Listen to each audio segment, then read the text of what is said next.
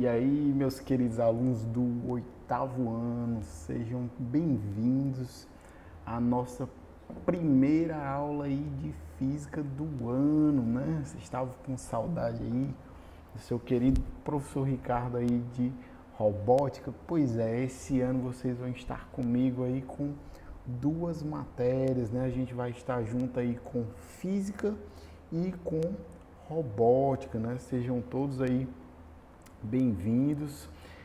Estou aqui muito ansioso para começar aqui com vocês a nossa primeira aula de física, né? Aí você pergunta, professor, mas eu nunca vi física. Física tem muito cálculo, física parece com ciências, parece com química. O que é física, professor? Eu nunca vi física na minha vida. Pois é, e eu digo para você que você fique tranquilo, né? Por quê? Porque a física é uma matéria muito de boa, muito tranquila, vai dar para a gente levar aí bacana durante esse semestre, né? O material aí da FTD é muito bom, muito completo, né? Mas eu vou estar sempre trazendo aqui recursos nas nossas aulas online, seja com vídeos, seja com atividades, viu? Fiquem atentos às atividades online, ó. Vocês que estão assistindo aí aula em casa, nesse ano nós estaremos começando uma forma diferente, né? O ensino híbrido, né?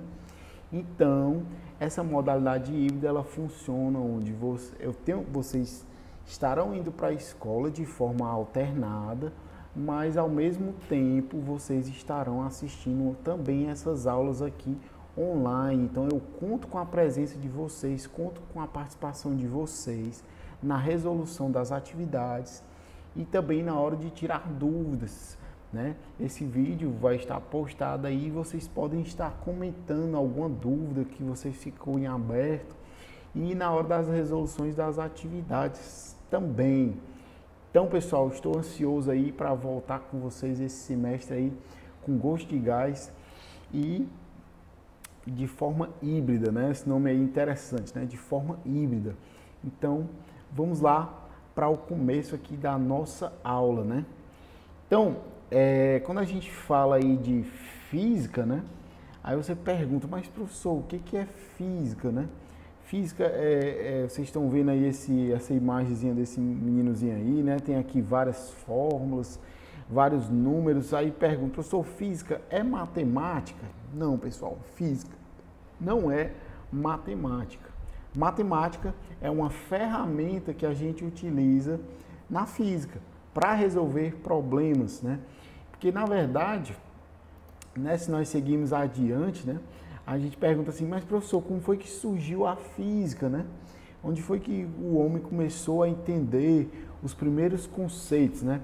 Então, vocês estão vendo aí na tela aí, que desde muito tempo, né, desde a época aí dos filósofos, né, filósofos aí como Aristóteles, que foi um filósofo e sábio grego, ele elaborou aí uma teoria filosófica para explicar aí o movimento dos corpos, né? Desde aquela época, Aristóteles era um filósofo que ele estudava muito, ele era famoso por estudar bastante aí a questão do funcionamento da natureza. E Aristóteles, ele via a natureza de uma forma que ele queria explicar os fenômenos da natureza, de como as coisas aconteciam à nossa volta, né? E aí temos aí outros nomes como Galileu Galilei, né? Que é de origem italiana, né? Galileu foi um matemático, mas ele também era físico e astrônomo. E ele idealizou aí o método científico e estudou a queda dos corpos e esboçou aí a lei da inércia, que a gente vai falar aí mais na frente quando a gente vai falando aí sobre o que são as leis de Newton, o que são todos esses estudos, né? E a gente também não pode deixar de citar outro grande cientista aí da física, que foi o senhor Sir Isaac Newton. Ele é matemático, físico, astrônomo inglês, e ele formulou aí os 3 princípios básicos aí da mecânica. Aí você, mas professor, o que é a mecânica? A gente vai ver, não se preocupem. Então, ele também criou leis como as leis de Newton, que são muito famosas aí na física, né? e elaborou aí a teoria da gravitação universal, né? E quem aí não conhece também o grande físico famoso aí, Albert Einstein, aí com a língua de fora aí na foto aí, né? Albert Einstein foi um físico alemão, né? Ele era um físico na Alemanha, mas para quem não sabe, Albert Einstein, ele era judeu, né? Só que ele estava ali refugiado na Alemanha na época aí da Segunda Guerra, né? E ele criou aí a famosa teoria da relatividade, né? E os seus estudos foram essenciais também para o desenvolvimento aí da energia atômica, né? Não foi Einstein em si que criou a bomba atômica, como muitos dizem, mas Albert Einstein foi graças a ele que trouxe esses estudos sobre a energia nuclear, como ela funciona, como eu consigo transformar matéria em energia, né? Então Albert Einstein foi muito famoso por causa disso também. E pergunta, professor, então qual é o objetivo da física? Para que eu estudo física? Principalmente o objetivo da física é procurar entender e interpretar a natureza, ó, estudando o quê? Os fenômenos naturais ou provocados de um modo lógico e ordenado. O que isso quer dizer, professor? Quer dizer, pessoal, que, por exemplo, você está na sua casa e começa a chover e você observa, mas o que ocasiona a chuva, né? Aí você tem vários questionamentos, professor, por que o céu é azul? Por que existem estrelas no céu?